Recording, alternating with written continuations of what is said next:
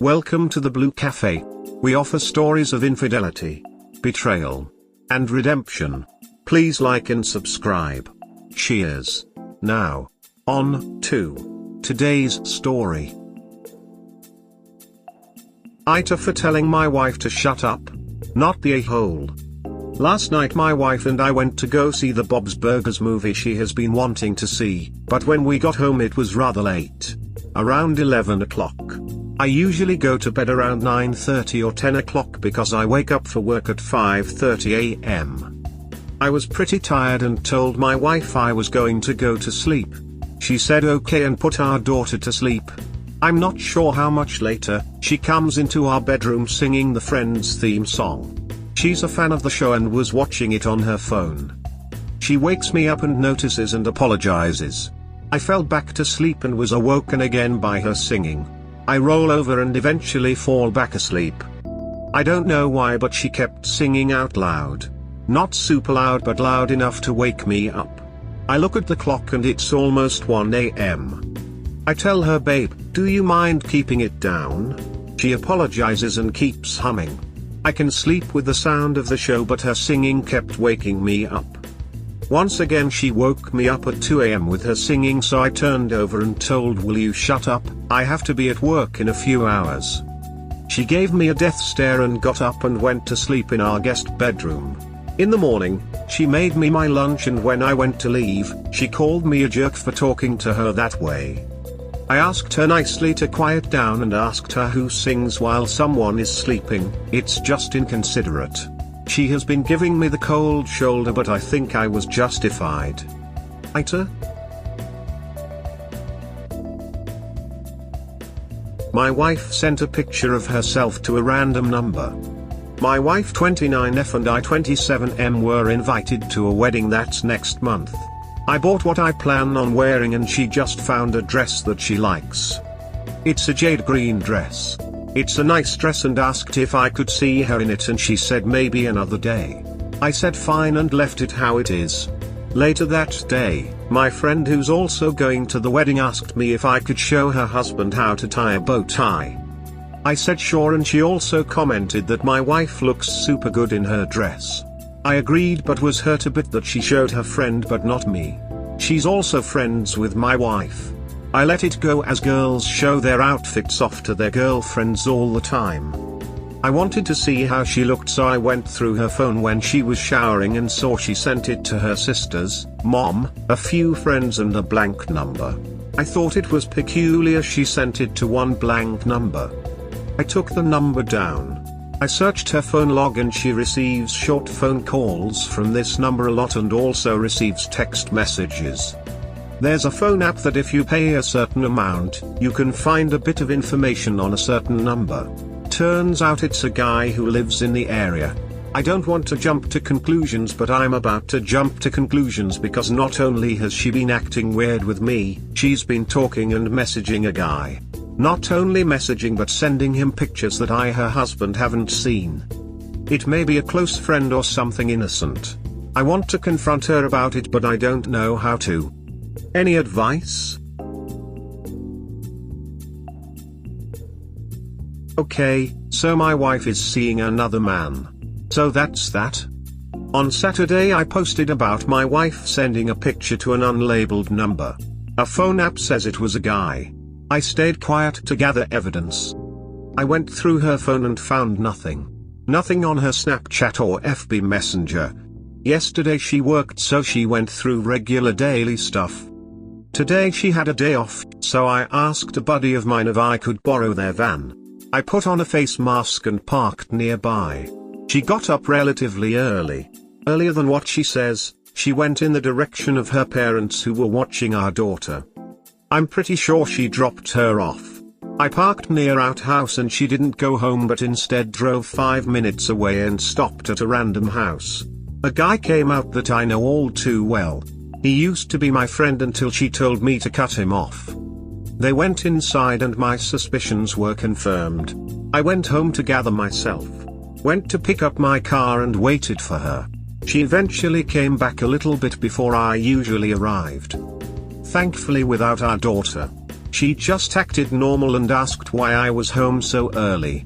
I said, Maria, I want you to be honest with me, no yelling, no lies, no nothing.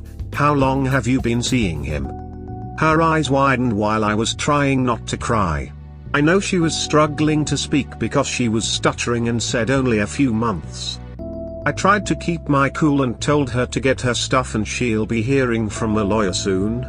I spoke to one. The house was my parents' but was gifted to me. She failed to come with me to put it under her name as well. She called me crazy and we bickered back and forth, and typing every single word we said to each other would be too much. To make a long story short, she was trying to blame me for the whole cheating, saying I wasn't treating her like a real woman but the bum she was with was. I've known that guy forever and know he's a toxic boss. I guess my next step is to confirm all this with my lawyer tomorrow to start the process. While I do appreciate everyone's advice and harsh words, it is what it is and that's that. A few days ago, I found out my wife is cheating on me, but I'm happy. On Tuesday I found out my wife, who I've been with since our college days, is cheating on me with an ex-friend of mine.